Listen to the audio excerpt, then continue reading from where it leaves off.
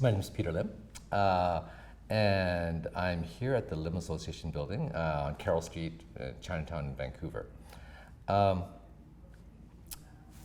was speaking to my barber about this yesterday because I knew I was going to do this interview, and I said, "Oh, I'm going to be at our family building," and he said, "Oh, family building," and he didn't kind of get it because. He thinks, oh, your family owns a building, are you going to sell it, kind of thing. And no, it's not that kind of thing. And so what you have to realize is it's not family even in that nuclear sense.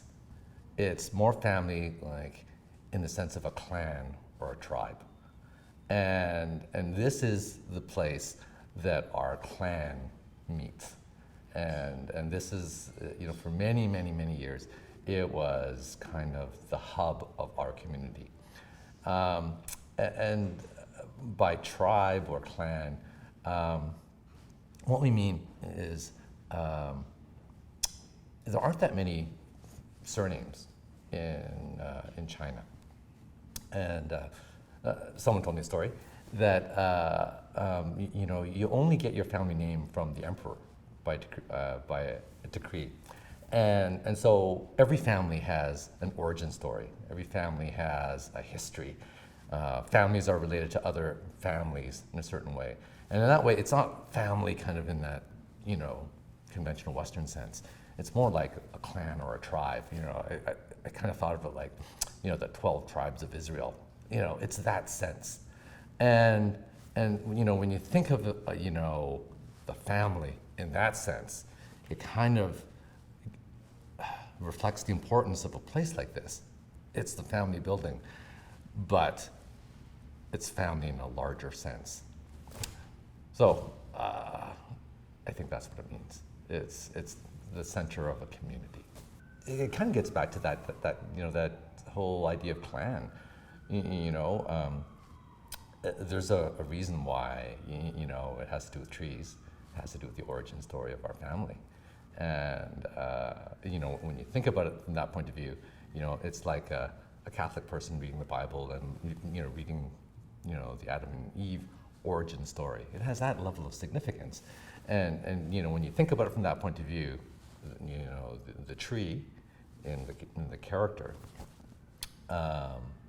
it represents that origin story. It represents who you are, more than just a word. Oh, I've been associated with this place for a long, long time. My grandfather lived in this building for years and years, so I used to come visit in the 60s and 70s when he lived here. And later on, my dad became president of this family association for about 25 years. And so we would be here for all these celebrations and all the dinners and all that sort of thing. In the late 70s and 80s, I came to Chinese school here in the back room over there every week for a few years.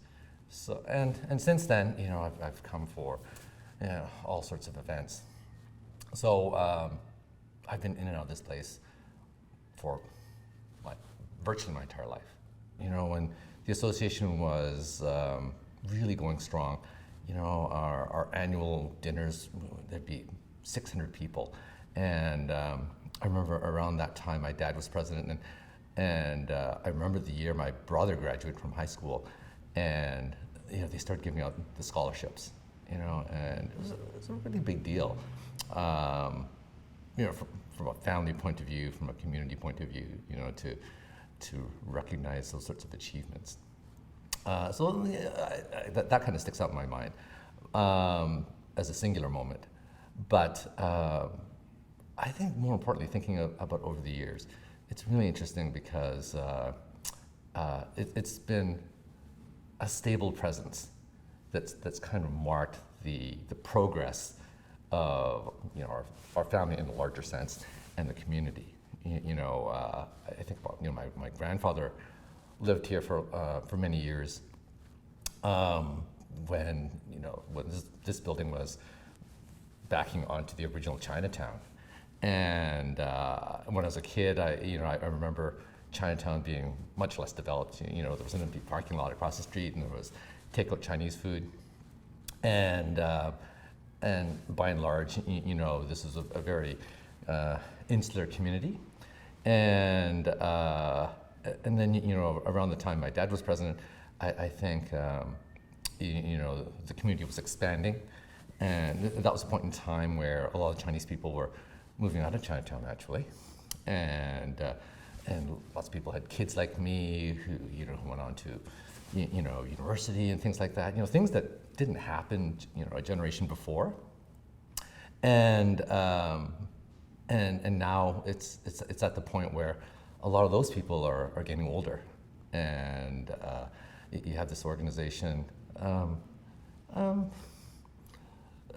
you know, being kind of part of people's history, you know, and you know, it's really interesting because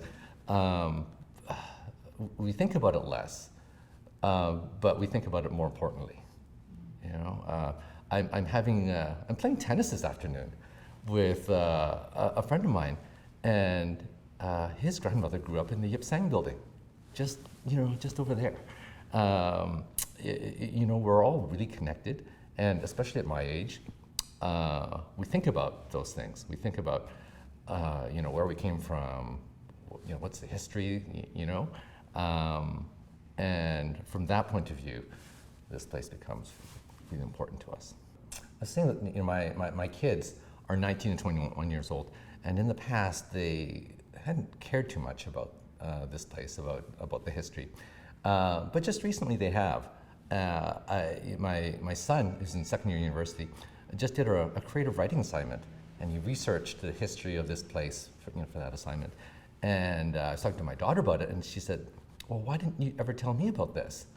And I thought that was great because they've come to the age where it matters to them. You know, they care about it. So I think, you know, I would advise younger people to care about where they come from, and, you know, to at some point learn about what their history is and how they kind of fit into the general community.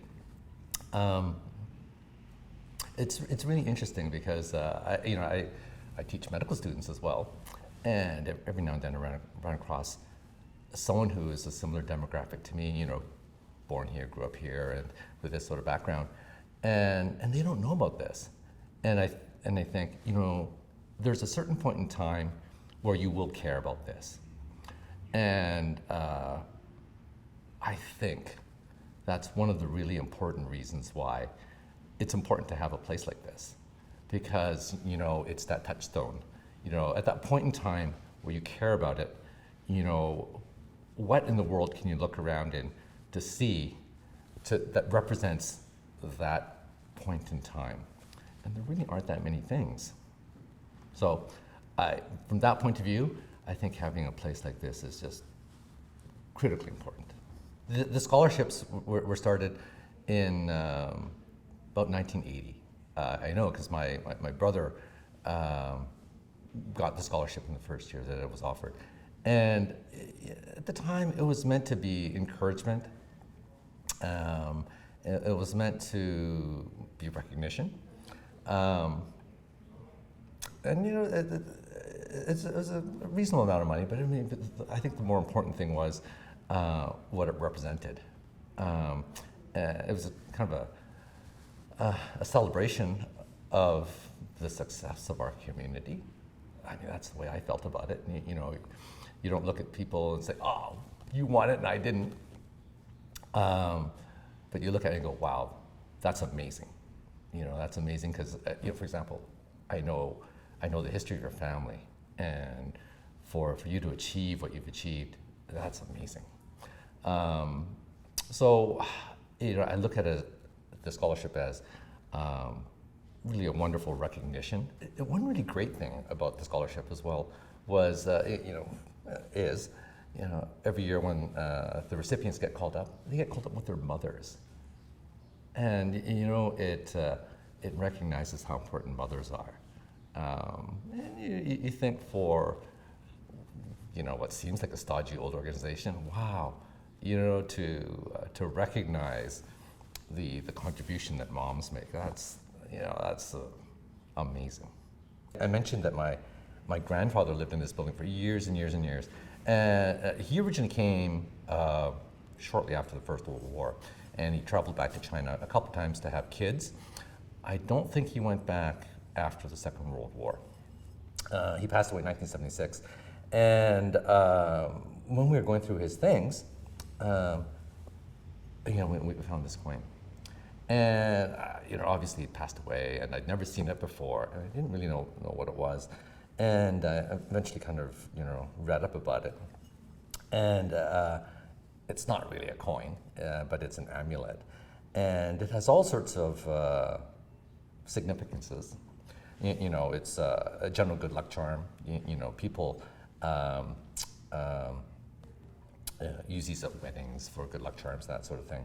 But it's really interesting. This particular one apparently is quite popular, and these coins have the name of the emperor who was reigning at the time of the minting of the coin. And this emperor was mythically supposed to be a water dragon. And one of the important things about this coin was it kind of represented the water dragon, and it protected you if you traveled across water.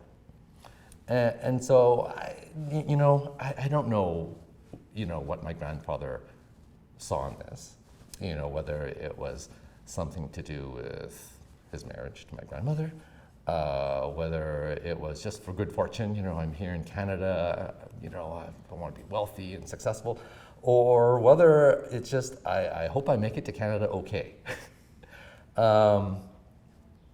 So, I don't know what it means. It means a lot of things, maybe, but it makes me think about, all the things my grandfather must have been thinking about when he came to Canada. And more broadly, it's really interesting. I think about these things, and I think it's not really a Chinese story. It's really this is my wife okay, and am I going to become wealthy? Am I going to make it okay to my next destination? These are kind of the questions that every immigrant asks. So when I look at it more broadly, I think of this as sort of an immigrant kind of artifact that kind of represents everyone. I mean, I can interpret it for myself, but that's the way I think of it. It's really interesting, when you think about that immigrant aspect of it, because this place represents immigration from a certain period of time, and it's not the end all and be all of Chinese immigration. Even just one group. There's been Chinese immigration to Vancouver from Hong Kong, and now there's been a lot of Chinese immigration from mainland China. Different cohorts of people. China certainly changed a lot. So the people who've come changed a lot. So this place doesn't represent the end all and be all, but it represents kind of a really important time point. I think if you in the far future, when you want to connect the dots about what happened with the Chinese community, hopefully this place will be one of those points on that curve. Thinking about it, I wonder, what are going to be the other points on that curve? What's the point that this generation of immigrants is going to leave in Vancouver? And I hope they do, because the story is really, really important. I think it's really important to preserve these things, because your kid might just not be ready to hear the story. And when they are, you hope that all that material is there.